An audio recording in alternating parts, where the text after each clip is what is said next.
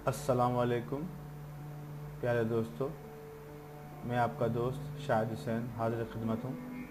आज आपके सामने मैं आपको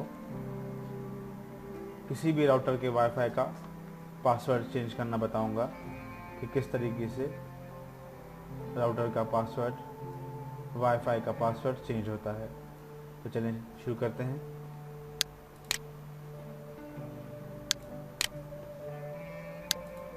सबसे पहले गूगल क्रोम को खोलेंगे। इस पर हम बाय डिफ़ॉल्ट जो राउटर की आईपी होती है 192.168.0.1 टाइप करेंगे और इंटर मार देंगे।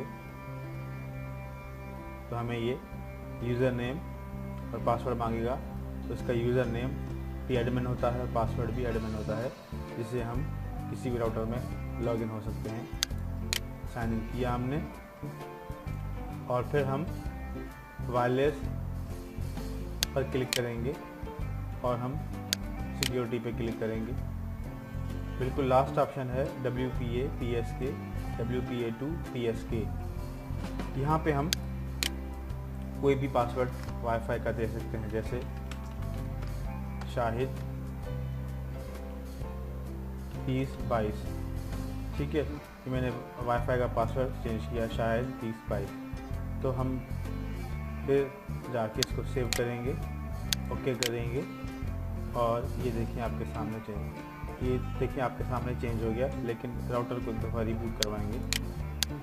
रिबूट का ऑप्शन आया, ओके किया और ये अपना राउटर रिबूट का ऑप्शन पूरा करेगा।